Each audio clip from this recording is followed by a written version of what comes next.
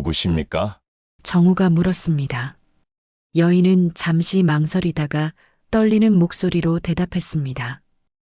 저는 김수연입니다. 그녀는 눈물을 참으며 정우를 바라보았습니다. 저도 그분을 그리워하는 사람입니다. 정우는 의아한 표정을 지었습니다. 지훈을 아는 사람이라면 부고를 통해 장례식에 참석했을 텐데 이 여인은 본 적이 없었거든요. 지훈이를 아시는 분인가요? 회사 관계자신지. 수연은 고개를 저었습니다. 그녀는 한참을 망설이다가 마침내 입을 열었죠. 저도 수연의 목소리는 비바람에 묻힐 듯 작았습니다. 그 사람의 아내였습니다. 순간 정우의 세상이 멈춘 것 같았습니다. 빗소리도 바람 소리도 모든 것이 정적에 휩싸였죠. 정우는 수연을 멍하니 바라보며 말을 잇지 못했습니다. 무슨 말씀이십니까? 정우의 목소리는 떨렸습니다. 수연은 눈물을 흘리며 말했습니다. 윤지훈 씨와 저는 법적으로 부부였습니다. 제가 먼저 결혼한 아내였어요. 정우는 자리에서 일어나려다 휘청거렸습니다. 이런 일이 있을 수 있단 말인가? 지훈이 이미 결혼한 상태에서 지영과 또 결혼을 했다는 건가? 도저히 믿을 수 없는 일이었습니다. 그럴 리가 없습니다. 정우는 고개를 저었습니다. 지영이가 처음이고 마지막이라고 했는데 저도 그렇게 믿고 싶었습니다. 수연은 무너질 듯한 목소리로 말했습니다. 하지만 윤지훈 씨의 부고를 신문에서 보고야 알게 되었어요. 그분이 이미 다른 가정을 꾸리고 계셨다는 것을. 비는 점점 더 거세게 내렸습니다. 두 사람은 작은 우산 아래에서 서로를 바라보며 서 있었죠. 정우의 머릿속은 복잡했습니다. 이 여인이 거짓말을 하는 것일까? 아니면 정말로 지훈이 이중 생활을 했던 것일까? 증거가 있습니까? 정우가 간신히 물었습니다. 수연은 가방에서 낡은 봉투를 꺼냈습니다. 혼인신고서와 몇 장의 사진이 있습니다. 그리고 그녀는 잠시 망설이다가 말했습니다. 지훈 씨와 제 사이에 아들이 있습니다. 정우는 그 말을 듣는 순간 온몸에 힘이 빠져나가는 것을 느꼈습니다. 손자가 있다고. 지훈의 또 다른 아들이 몇 살입니까? 정우의 목소리는 간신히 들릴 정도였습니다. 올해 12살입니다. 윤민준이라고 해요. 수연은 눈물을 닦으며 말했습니다. 지훈 씨를 많이 닮았어요. 특히 웃는 모습이. 정우는 무덤을 바라보며 아들에게 속삭였습니다. 지훈아, 이게 무슨 일이야? 내가 아빠한테 숨긴 게 이런 거였느냐? 수연은 정우의 옆에 무릎을 꿇고 앉았습니다. 회장님, 저는 지훈 씨를 원망하지 않습니다. 그분도 어쩔 수 없는 상황이 있으셨을 거예요. 다만 그녀는 목이 메어 말을 잇지 못했습니다. 다만 뭡니까? 정우가 물었습니다. 오늘도 따뜻한 이야기로 찾아뵙게 되어 반갑습니다. 이야기가 시작되기 전에 무료인 구독과 좋아요 한 번씩 눌러주세요. 새벽 5시 윤정우는 이미 잠에서 깨어나 있었습니다. 78년을 살아오면서 이렇게 일찍 눈을 뜨게 된 건 아들을 잃고 난 뒤부터였죠. 무거운 몸을 일으켜 세운 정우는 창밖을 바라보았습니다.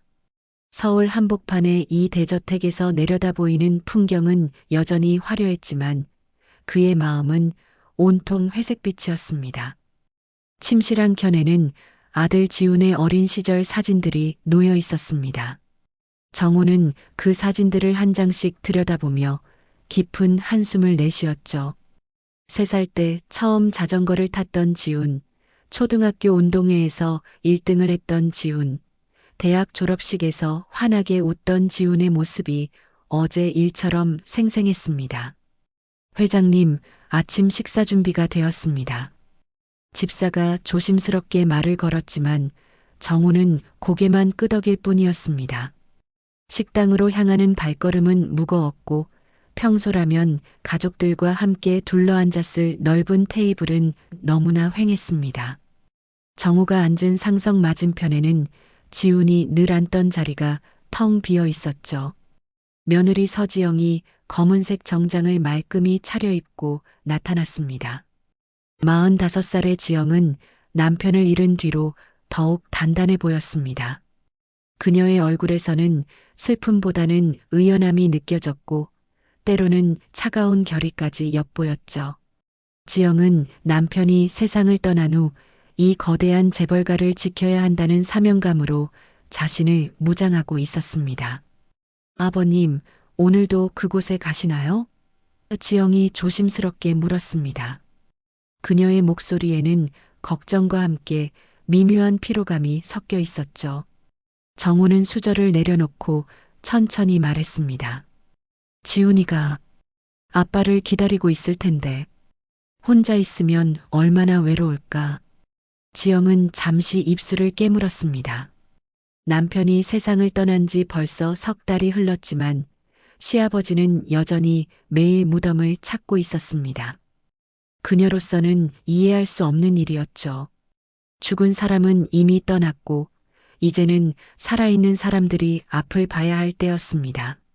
아버님, 이사회에서 계속 연락이 오고 있습니다. 회사 일도 신경 써주셔야 하는데. 지영의 말은 조심스러웠지만 단단했습니다. 회사 일은 내가 잘 처리하고 있지 않느냐. 정우는 시선을 창밖으로 돌렸습니다. 지훈이 없는 회사가 무슨 소용이겠느냐. 지영은 한숨을 삼켰습니다. 정우가 회사에 나오지 않은 지도 한 달이 넘었습니다. 모든 경영진들이 우왕좌왕하고 있었고 주가도 불안정했습니다. 직원들 사이에서는 회장의 건강을 걱정하는 소문이 돌고 있었죠. 하지만 지영은 아무 말도 하지 않았습니다. 지금 시아버지에게 필요한 것은 위로였고 그녀가 할 수 있는 일은 묵묵히 뒷바라지를 하는 것뿐이었으니까요. 아침 식사를 마친 정우는 서재로 들어가 지훈의 사진이 걸린 벽을 바라보았습니다. 그곳에는 지훈이 어릴 때부터 성인이 될 때까지의 모든 순간이 담겨 있었죠. 정우는 그 중에서도 지훈이 25살에 찍었던 사진을 가장 오래 바라보곤 했습니다. 그때의 지훈은 눈빛이 맑고 밝았거든요. 점심시간이 되자 정우는 평소처럼 운전기사와 함께 공원묘지로 향했습니다. 차창 밖으로 스쳐 지나가는 서울 시내의 모습들이 흐릿하게 보였습니다. 예전에는 이 모든 풍경이 자신이 일궈낸 성과처럼 느껴졌는데 이제는 그저 무의미한 건물들의 나열처럼 보였죠.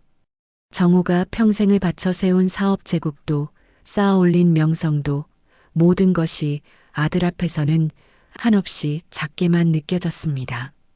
공원묘지에 도착한 정우는 천천히 아들의 무덤 앞으로 걸어갔습니다. 검은 대리석에 새겨진 윤지훈이라는 글자가 햇빛에 반짝였습니다. 정우는 무릎을 꿇고 앉아 아들의 사진을 바라보았습니다. 사진 속 지훈은 여전히 환하게 웃고 있었죠. 지훈아, 아빠가 왔다. 정우의 목소리는 떨렸습니다. 오늘도 보고 싶어서 왔단다. 아빠 없으면 외롭지?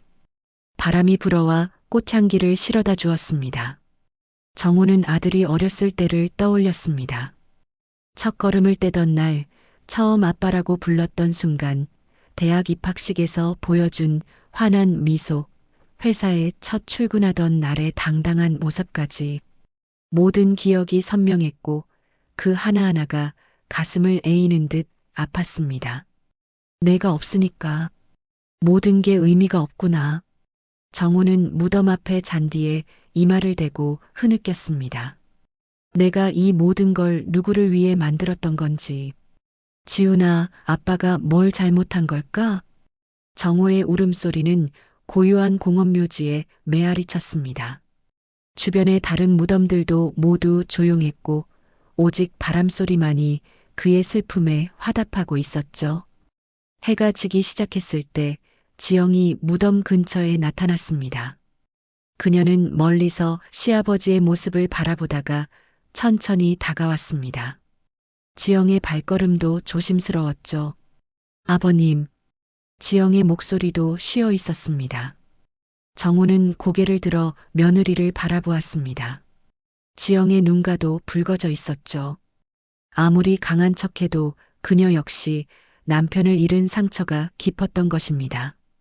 지영아, 너도 힘들지? 이렇게 매일. 괜찮습니다.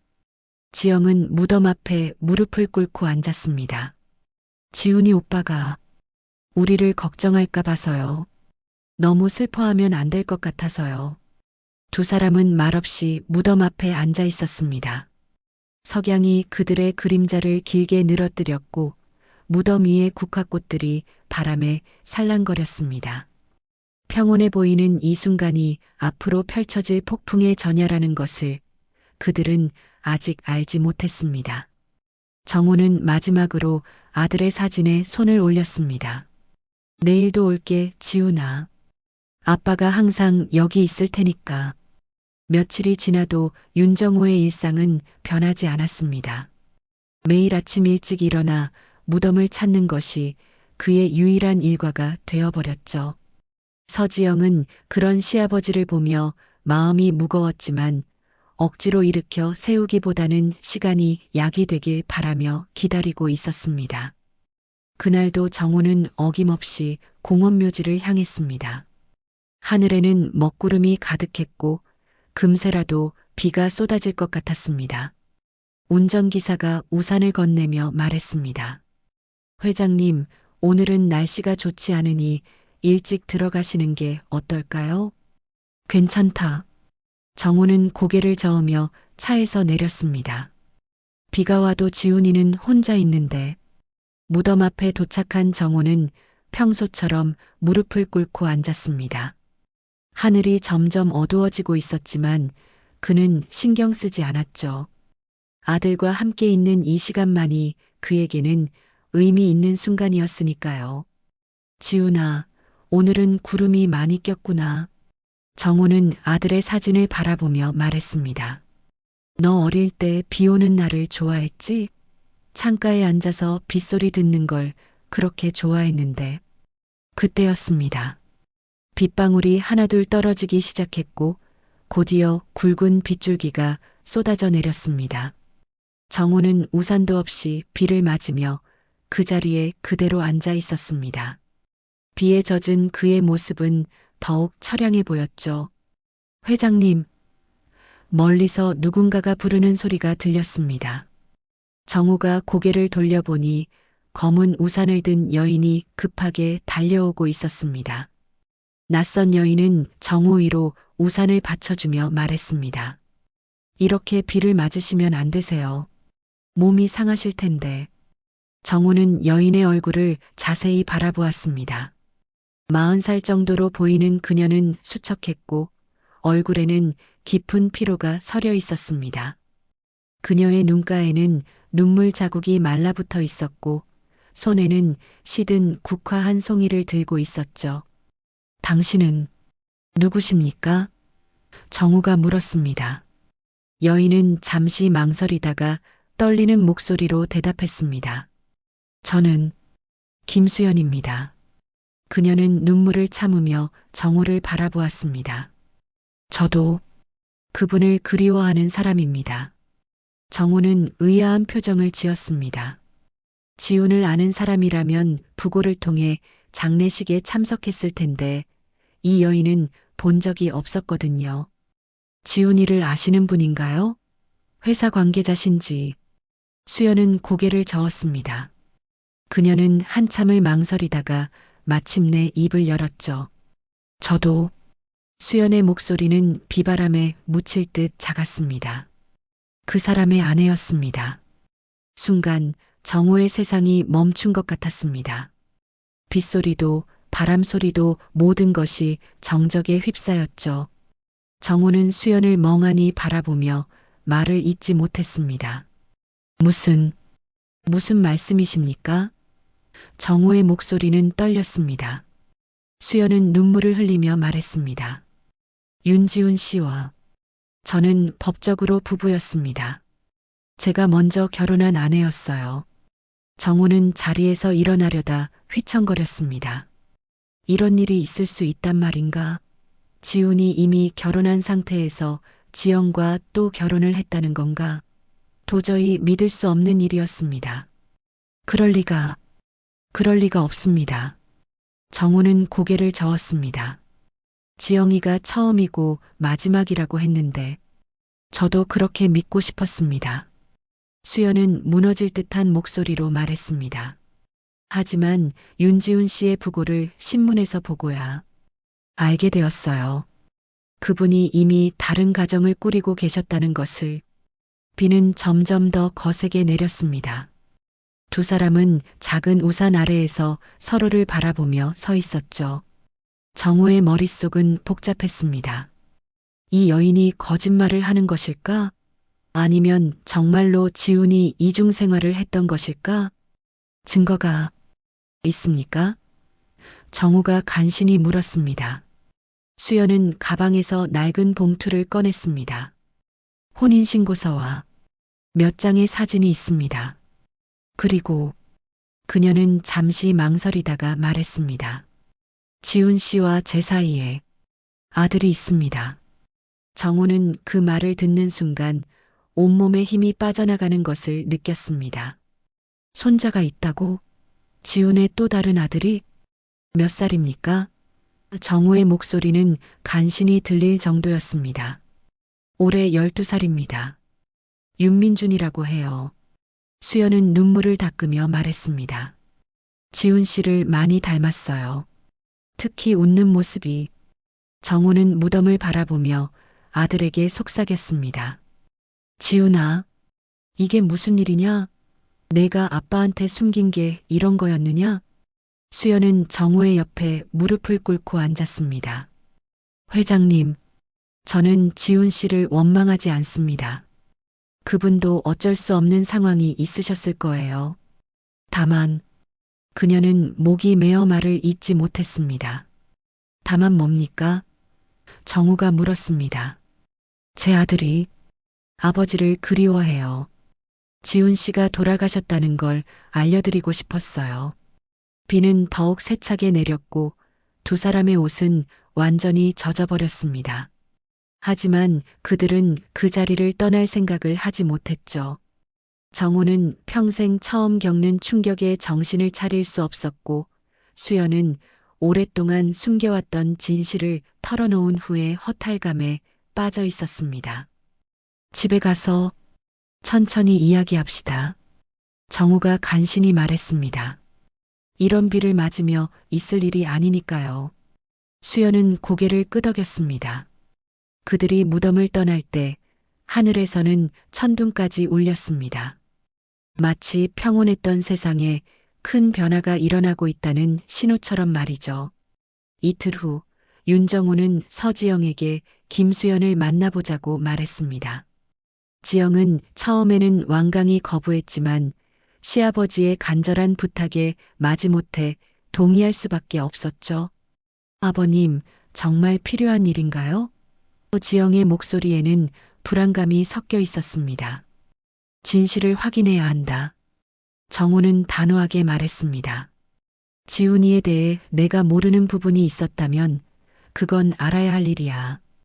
오후 3시 대저택의 응접실에 수연이 나타났습니다.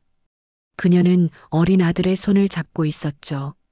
12살 아이는 아버지 지훈과 정말 많이 닮아 있었습니다.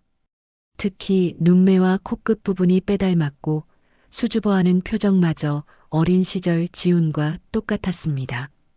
지영은 아이를 보는 순간 충격에 휩싸였습니다. 부정하고 싶었지만 그 아이가 지훈의 아들이라는 것은 누가 봐도 명확했거든요.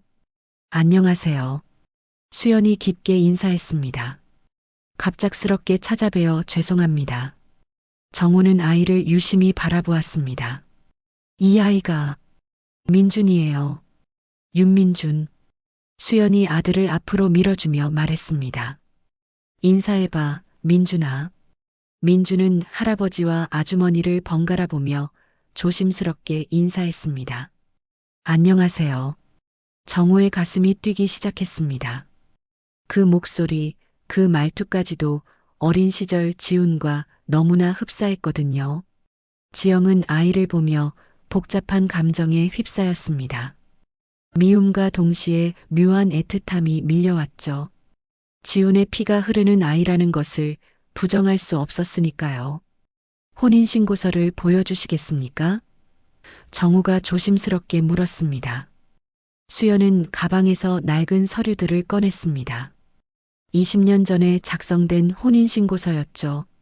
신랑란에는 윤지훈, 신부란에는 김수연의 이름이 또렷하게 적혀 있었습니다. 지영은 그 서류를 보며 소리쳤습니다. 위조예요. 이런 게 어떻게 가능해요? 지훈이 오빠는 저와 결혼하기 전에 다른 사람과 결혼한 적이 없다고 했어요. 저도 그렇게 생각했습니다. 수연이 차분하게 대답했습니다. 지훈 씨가 제게도 첫 번째 결혼이라고 했거든요.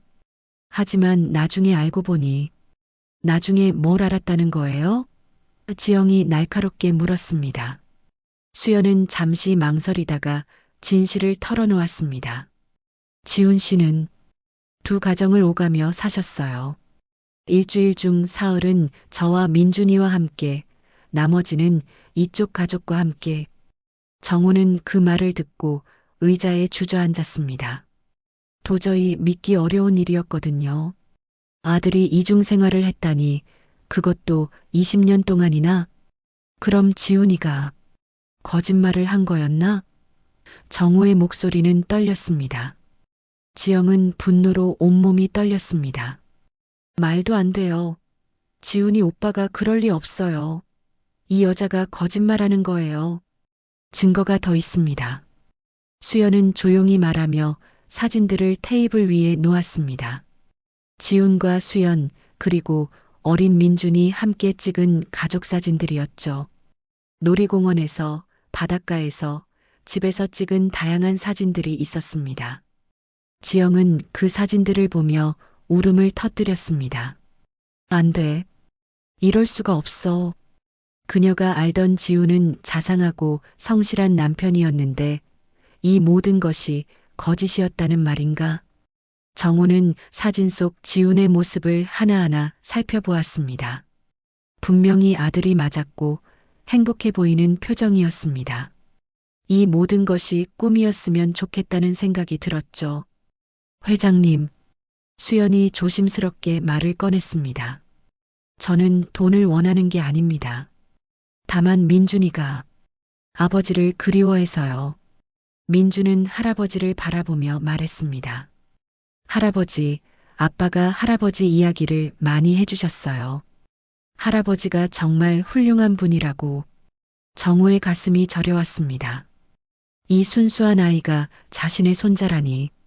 복잡한 어른들의 사정 때문에 상처받을 아이를 생각하니 마음이 아팠죠. 지영은 화를 참지 못하고 일어섰습니다. 당장 나가세요. 이 집에 발을 들여놓지 마세요. 지영아. 정우가 말렸지만 지영은 이미 격분한 상태였습니다. 아버님도 속으시면 안 됩니다. 이런 사기꾼에게. 지영의 눈에서는 분노의 눈물이 흘러내렸습니다. 수연은 아들을 품에 안으며 말했습니다. 민준아, 우리 가자. 할아버지가 힘들어 하시니까. 하지만 민준은 할아버지를 떠나고 싶지 않았습니다. 할아버지, 저 다시 올 수 있나요? 아빠 무덤에 꽃도 놓고 싶어요. 그 순간 정우의 마음은 무너져 내렸습니다. 이 아이는 아무 잘못이 없는데 어른들의 복잡한 사정 때문에 아버지의 무덤조차 제대로 찾을 수 없다니. 민준아. 정우는 아이에게 다가갔습니다. 할아버지가 생각해 볼게. 수연과 민준이 떠난 후 응접실에는 정우와 지영만 남았습니다. 지영은 소파에 주저앉아 오열했고 정우는 창밖의 비를 멍하니 바라보고 있었죠. 아버님, 정말 믿으시는 건 아니죠? 지영이 눈물을 닦으며 물었습니다. 정우는 대답하지 않았습니다. 하지만 그의 마음 깊은 곳에서는 이미 진실을 받아들이고 있었습니다. 아들이 저지른 일이 무엇이든 그 결과로 생겨난 아이는 분명히 자신의 핏줄이었으니까요. 김수연이 다녀간 지 일주일 후 윤정호는 변호사 사무실에서 충격적인 소식을 들었습니다. 친자 확인 검사 결과 민준이가 지훈의 친아들이라는 것이 확실해진 것이었죠. 정호는 그 순간 모든 것이 현실이라는 걸 받아들여야 했습니다. 회장님, 이 경우 상속 문제가 복잡해집니다. 담당 변호사가 신중하게 말했습니다. 법적으로 윤민중 군도 상속권을 가지게 되거든요. 정호는 깊은 한숨을 쉬었습니다. 문제는 돈이 아니었습니다. 아들이 자신에게 거짓말을 했다는 사실, 그리고 어린 손자가 고통받을 수 있다는 현실이 그를 괴롭혔죠. 한편 대저택에서는 서지영이 혼란에 빠져 있었습니다. 그녀는 남편의 서재를 뒤지며 혹시 다른 증거가 있는지 찾아보고 있었어요. 서랍 깊숙한 곳에서 낡은 휴대폰 하나를 발견했을 때 지영의 손이 떨렸습니다. 휴대폰을 켜자 수연에게 보낸 문자들이 주르륵 나왔습니다. 수연아, 미안해. 조금만 더 기다려줘. 민준이 잘 지내고 있지? 아빠가 빨리 갈게. 사랑한다, 수연아. 지영은 그 문자들을 보며 무너져 내렸습니다. 진짜였구나. 정말로. 그녀가 믿었던 모든 것이 거짓이었던 것입니다. 그날 저녁 재벌그룹의 이사회가 긴급히 소집되었습니다. 상속 문제에 대한 소문이 이미 임원들 사이에 퍼져 있었거든요. 회장님, 이 문제를 어떻게 처리하실 생각입니까? 전무이사가 조심스럽게 물었습니다. 법적으로 친생자가 확인된 이상 상속권을 인정해야 하는 것 아닙니까? 다른 이사가 말했습니다. 지영은 회의실 한켠에서 이 모든 상황을 지켜보고 있었습니다. 그녀의 마음속에서는 분노와 절망이 교차했죠. 내가 이 가문을 위해 얼마나 희생했는데 이제 모든 걸 낯선 여자와 나눠 가져야 한다고? 잠깐만요. 지영이 갑자기 일어서며 소리쳤습니다. 그 여자가 진짜 지훈이 오빠와 결혼했다는 보장이 어디 있어요? 혼인신고서야 얼마든지 위조할 수 있잖아요. 이사들은 서로 눈치를 보며 웅성거렸습니다. 지영의 말도 일리가 있었거든요. 정상이사가 나서며 말했습니다. 그렇다면 정식으로 조사를 해봐야겠군요. 혼인신고서의 진위 여부부터 확인하고. 조사는 이미 끝났습니다. 정우가 무거운 목소리로 말했습니다. 혼인신고서도 진짜고 아이도 지훈이의 친아들이 맞습니다. 회의실이 순식간에 조용해졌습니다. 이사들은 모두 충격에 빠져 있었죠. 그렇다면 재무이사가 조심스럽게 말했습니다. 지분 문제를 어떻게 하실 겁니까? 고인의 지분을 2명의 상속이니. 지영이 테이블을 치며 일어섰습니다. 안 돼요. 절대 안 돼. 내 아들은 죽었지만 지분은 내 것이야. 내가 이 가문을 위해 얼마나 희생했는데. 지영 여사님, 진정하세요. 법무이사가 말을 끊었습니다. 법적으로는. 법이 뭐예요? 그 여자는 20해 동안 숨어 지내다가 이제 와서 나타난 거잖아요. 지영의 목소리는 날카로웠습니다. 그동안 이 가문을 지킨 건 저예요. 정호는 머리를 감싸쥐었습니다. 이런 상황을 지훈이 예상했을까? 아니면 정말 어쩔 수 없는 상황에 몰려서 이중생활을 한 것일까? 이틀 후 수연이 다시 대저택을 찾았습니다. 이번에는 혼자 왔었죠. 회장님, 말씀드릴 게 있습니다. 수연의 목소리는 단호했습니다. 응접실에서 정우와 지영, 수연이 마주 앉았습니다. 긴장감이 팽팽했죠. 저는 수연이 입을 열었습니다. 원래 이런 걸 원한 게 아니었어요. 지훈 씨가 살아계실 때도 그분의 다른 가족에 대해서는 모른 척하려고 했거든요. 그럼 왜 이제 와서? 지영이 냉정하게 물었습니다. 민준이 때문입니다. 수연의 눈에서 눈물이 흘렀습니다. 아이가 아버지를 너무 그리워해요. 그리고 솔직히 말하면 저희는 경제적으로 어려운 상황이에요. 지영은 그 말을 듣고 비웃었습니다. 결국 돈 때문이네요.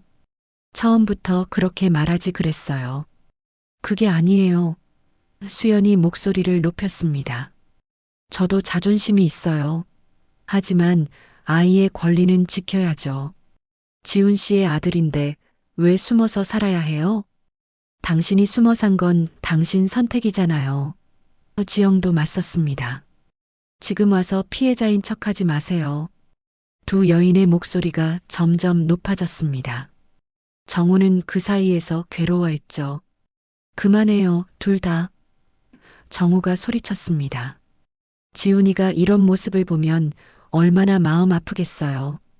그 순간 모든 것이 조용해졌습니다. 수연과 지영은 각각 눈물을 닦으며 정우를 바라보았습니다. 회장님, 수연이 떨리는 목소리로 말했습니다. 저는 이 가문의 재산을 다 가져가겠다는 게 아니에요. 다만 민준이가 당당하게 아버지의 아들로 살 수 있게 해주세요. 지영은 그 말을 듣고 더욱 분노했습니다. 당당하게? 불륜으로 태어난 아이가 당당하다고요? 불륜? 수연의 목소리가 차가워졌습니다. 저희가 먼저 결혼했는데 누가 불륜이라는 거예요? 두 여인은 서로를 노려보며 대치했습니다.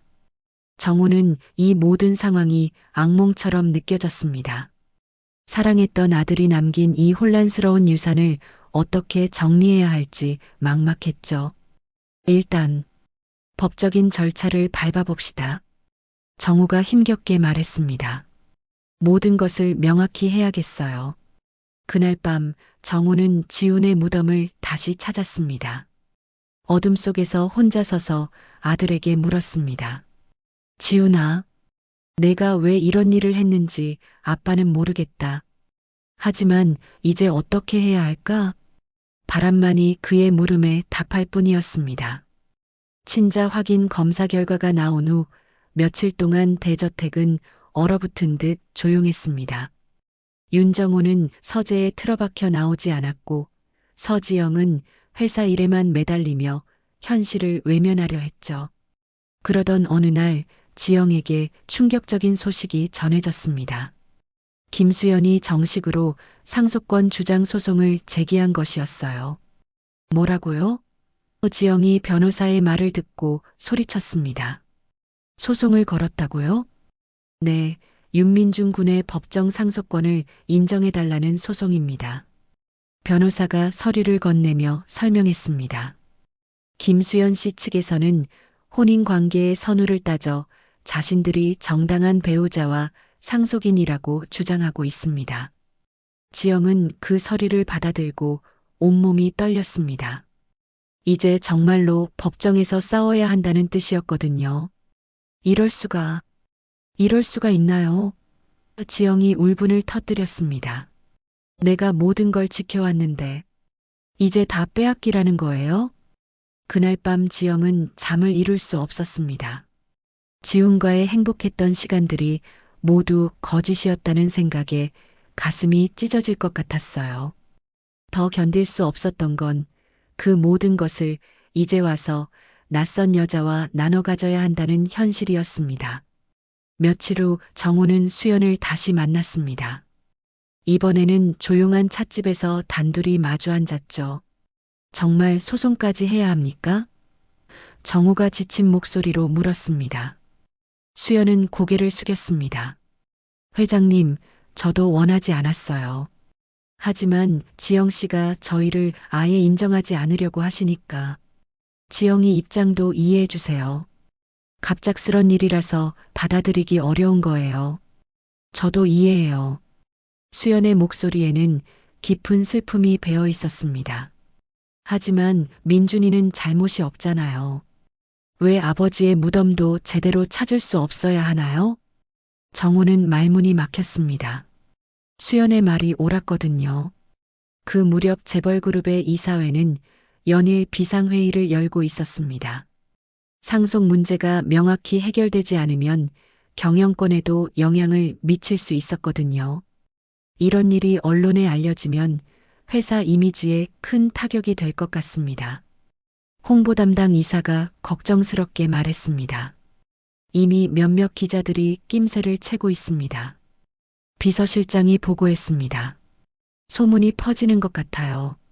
정우는 그 보고를 듣고 더욱 괴로웠습니다.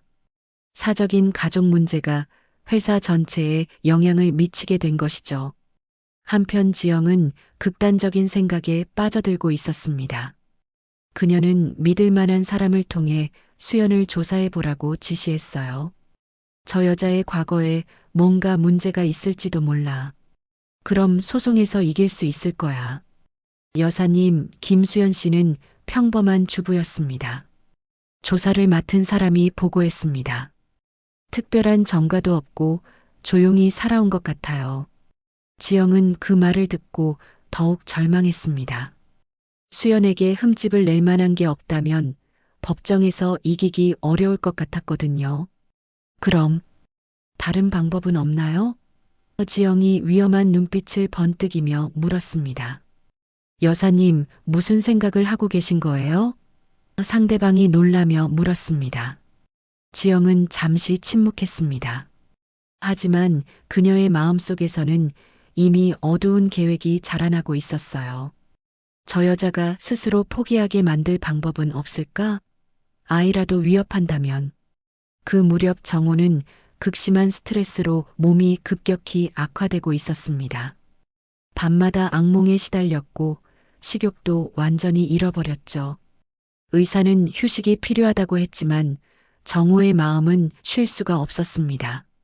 어느 날 밤 정호는 갑작스럽게 가슴을 부여잡고 쓰러졌습니다.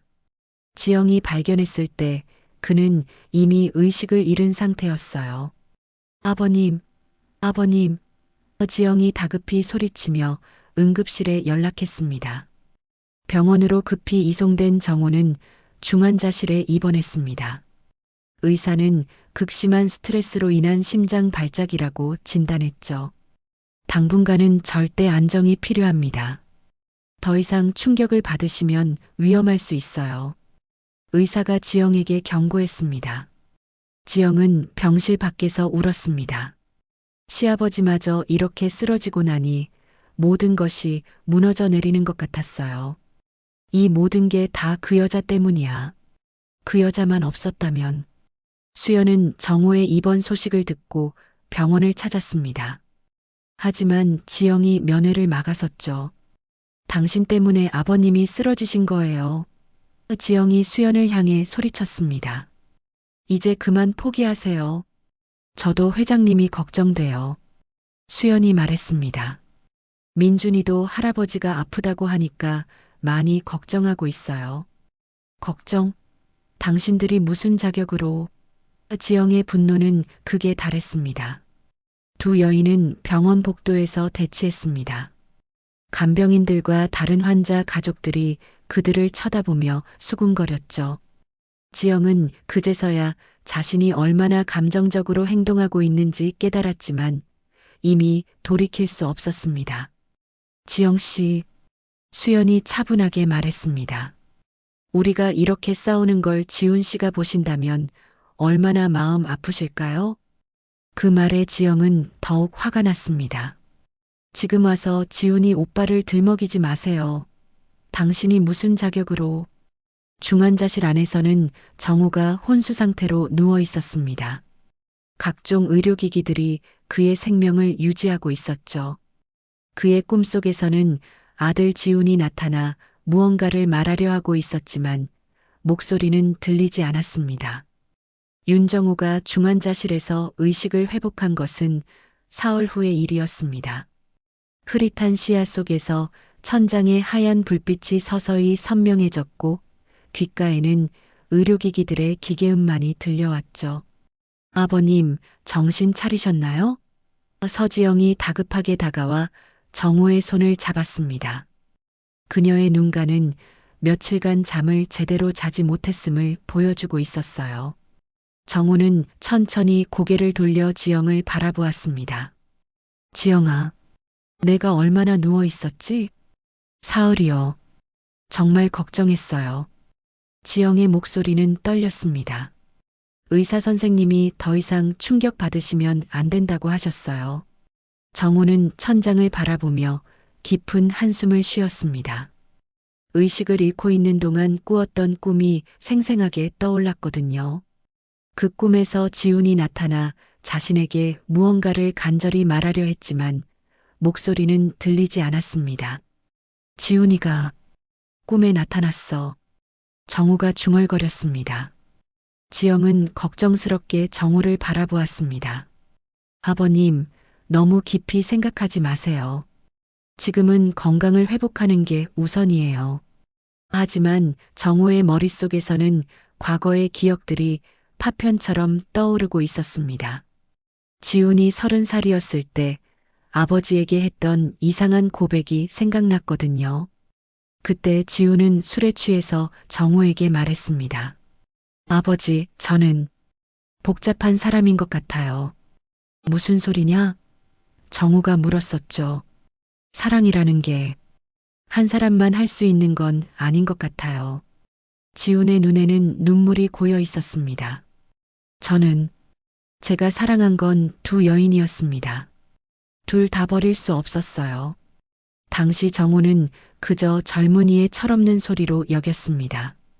하지만 지금 생각해보니 그것이 아들의 솔직한 고백이었을지도 모르겠다는 생각이 들었어요.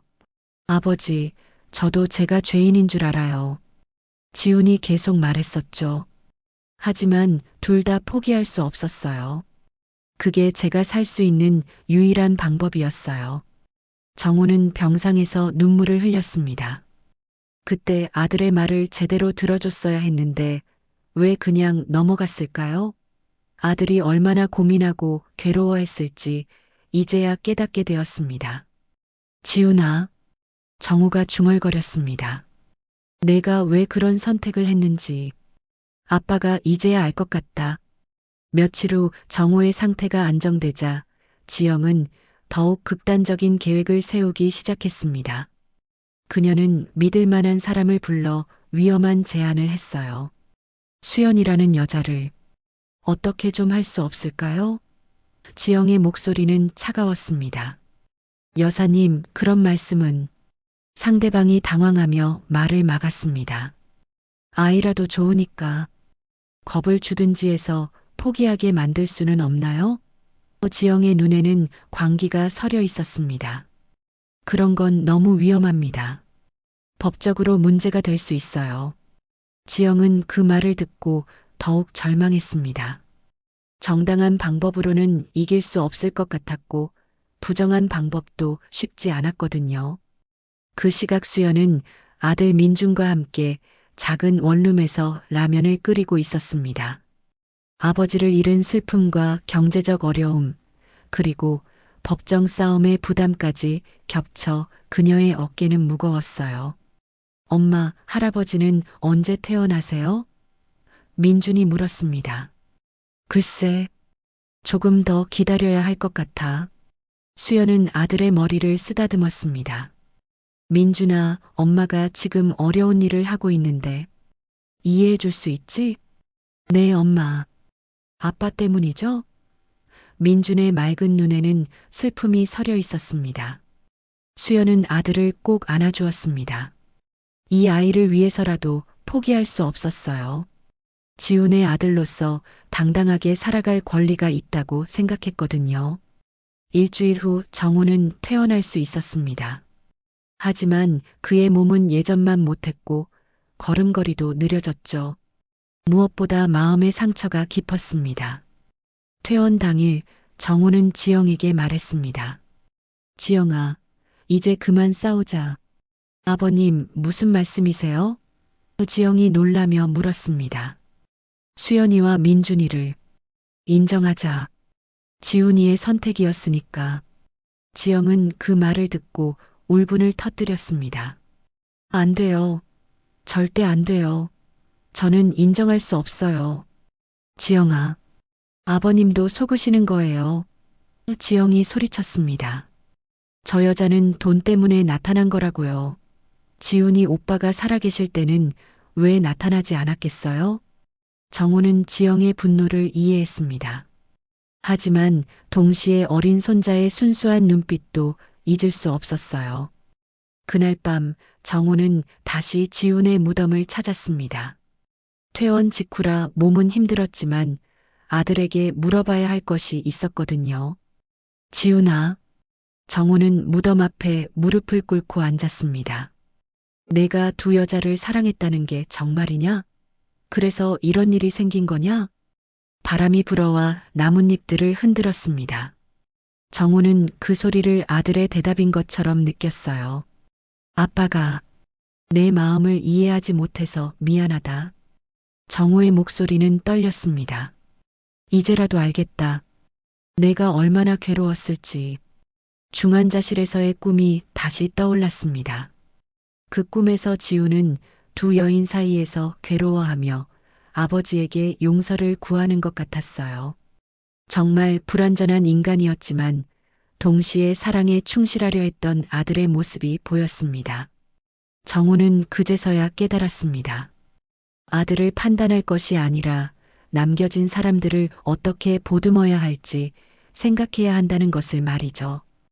윤정우가 태어난 지 일주일 후 마침내 피할 수 없는 순간이 찾아왔습니다. 서지영이 극단적인 계획을 실행에 옮기려 했던 그날 밤, 정우는 우연히 그 사실을 알게 되었거든요.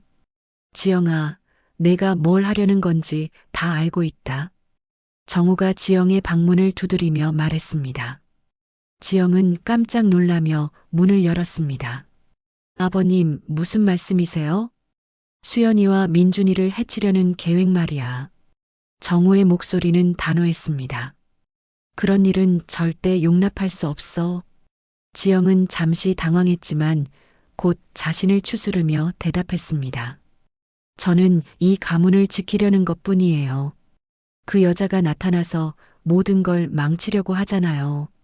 망치는 게 아니야. 정우가 고개를 저었습니다. 지훈이가 남긴 진실을 받아들이는 것뿐이야. 진실요? 지영이 비웃었습니다. 지훈이 오빠가 저를 속였다는 게 진실이에요? 20년간 거짓말로 살았다는 게 진실이라고요? 정우는 지영의 아픔을 이해했습니다. 하지만 이제는 모든 것을 끝낼 때가 되었다고 생각했어요. 내일 수연이를 다시 만나자. 정우가 말했습니다. 이번에는 세 명이 함께 제대로 이야기해보자. 다음 날 오후 대저택의 응접실에는 긴장감이 흘렀습니다. 정우와 지영, 그리고 수연이 삼각형을 그리며 마주 앉아 있었죠. 아무도 먼저 말을 꺼내지 못했습니다. 마침내 정우가 입을 열었습니다. 우리 모두 지훈이 때문에 상처받았습니다. 수연과 지영은 동시에 정우를 바라보았습니다. 지훈이는 분명 잘못했어요. 정우가 계속 말했습니다. 두 사람을 속이고 이중생활을 한 것은 용서받을 수 없는 일이죠. 지영이 고개를 끄덕였습니다. 맞아요, 아버님. 그러니까 저는. 하지만 정우가 지영의 말을 끊었습니다. 지훈이도 나름대로는 두 사람을 모두 사랑했던 것 같아요. 지영의 얼굴이 일그러졌습니다. 사랑이요?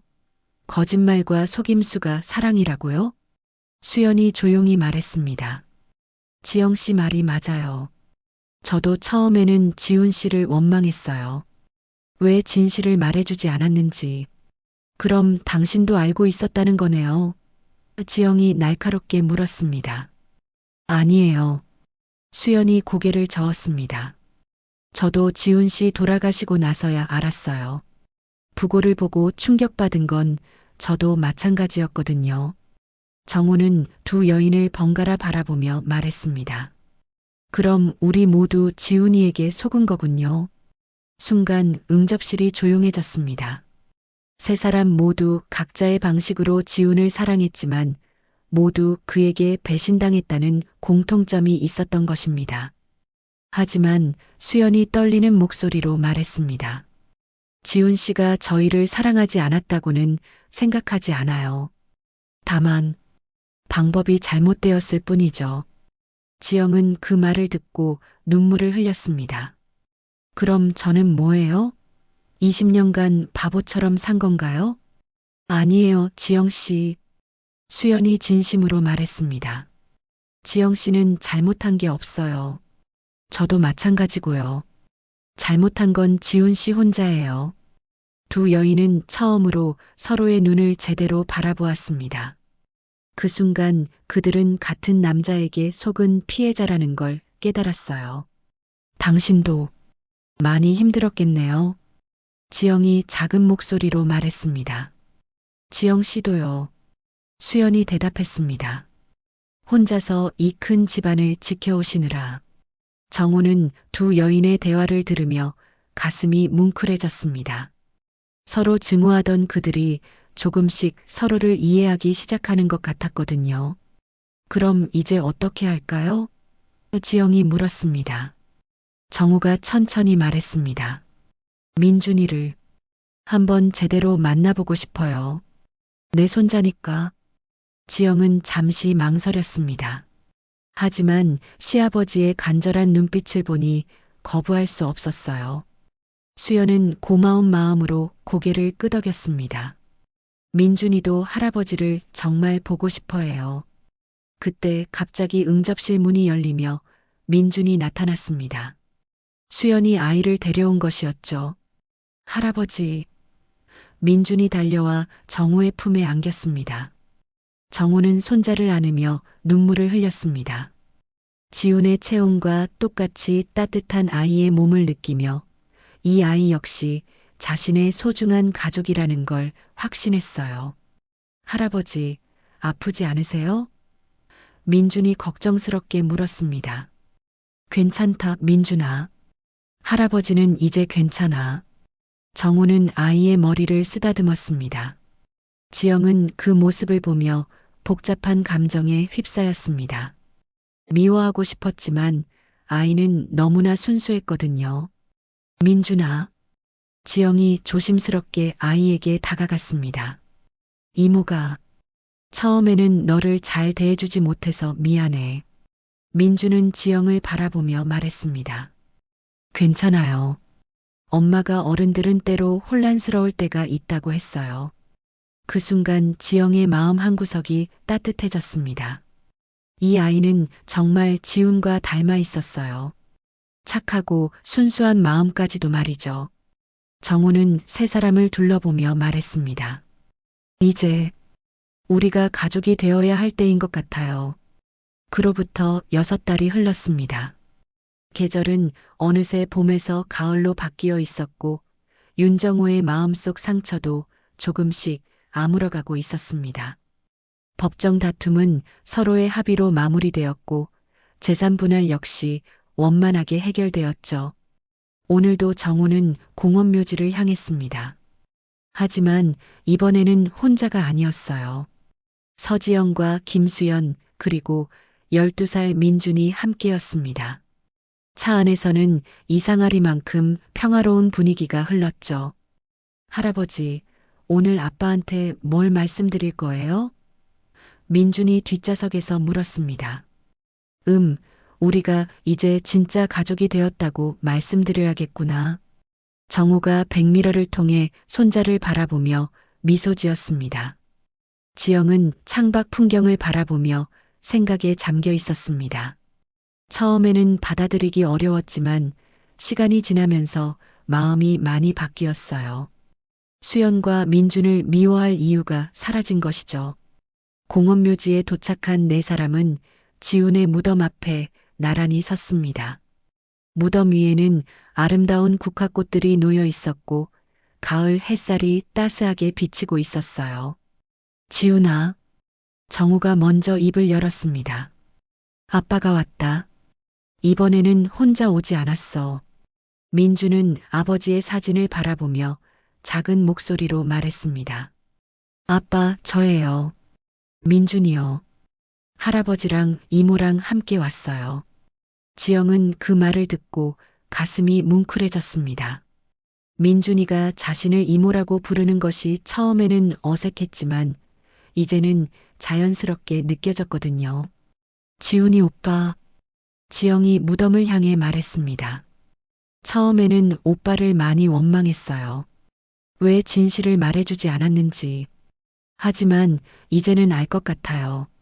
수연도 무릎을 꿇고 앉아 지훈의 사진에 손을 올렸습니다.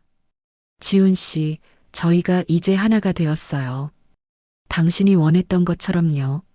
정호는 세 사람을 바라보며 깊은 감동을 받았습니다. 몇 달 전만 해도 서로 증오하고 싸웠던 이들이 이제는 진짜 가족처럼 화목해졌거든요. 지훈아, 정우가 계속 말했습니다.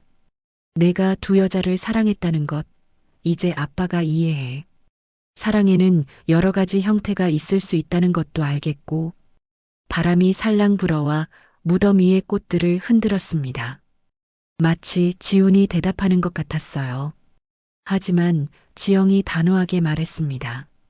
그래도 거짓말은 나빴어요. 우리 모두 많이 아팠거든요. 수연이 지영의 어깨에 손을 올렸습니다. 맞아요. 하지만 이제는 과거보다 앞으로가 중요하죠. 민주는 할아버지의 손을 잡으며 말했습니다. 할아버지, 저 이제 정말 행복해요. 가족이 이렇게 많아져서요. 정우는 손자의 말을 들으며 눈시울이 붉어졌습니다. 이 아이 때문에 모든 것이 새로운 의미를 갖게 되었다는 생각이 들었어요. 1시간 정도 무덤 앞에 머문 후 네 사람은 천천히 자리를 떴습니다. 집으로 돌아가는 길에 지영이 말했습니다. 수연 씨, 이제 그 좁은 원룸에서 나오세요. 저희 집에 방이 많거든요. 수연은 그 말을 듣고 놀랐습니다. 정말 괜찮을까요? 민준이도 넓은 방을 써야 할 나이잖아요. 지영이 미소 지으며 대답했습니다. 그리고 저도 이제 혼자 있기 싫어요. 정우는 두 며느리의 대화를 들으며 흐뭇해했습니다.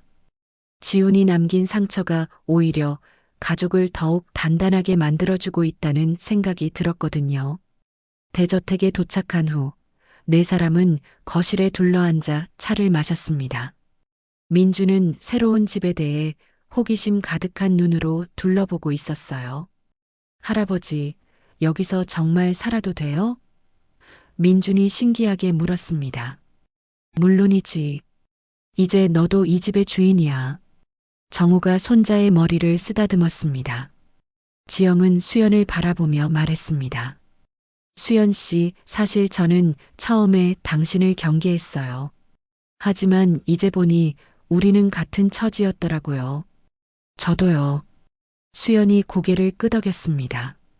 지훈 씨를 사랑했던 것도 같고 속았던 것도 같고 그렇지만 이제는 달라요. 지영이 환하게 웃었습니다.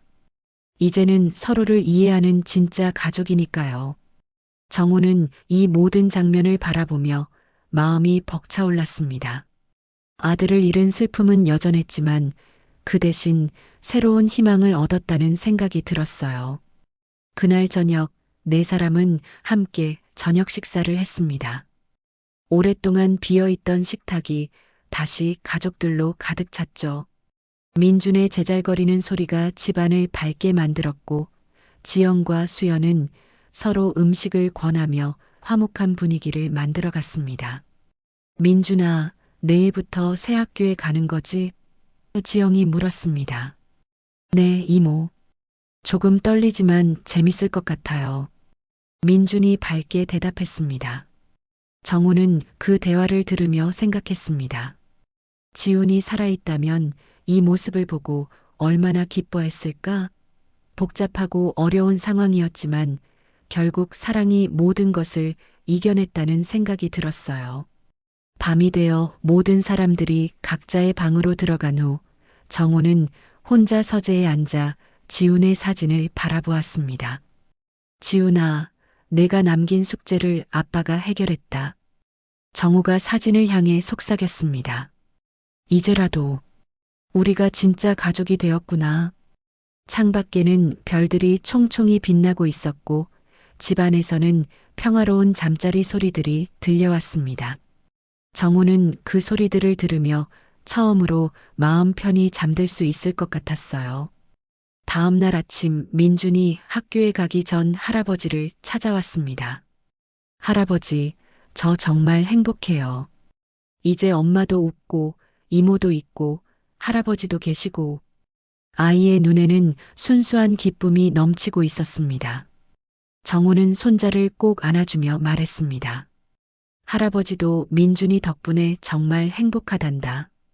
그렇게 윤가족의 새로운 하루가 시작되었습니다. 아픔과 상처 속에서도 피어난 진정한 가족의 사랑이 이들에게 새로운 희망을 안겨준 것이었죠. 오늘도 저희 채널을 찾아주신 여러분께 진심으로 감사드립니다.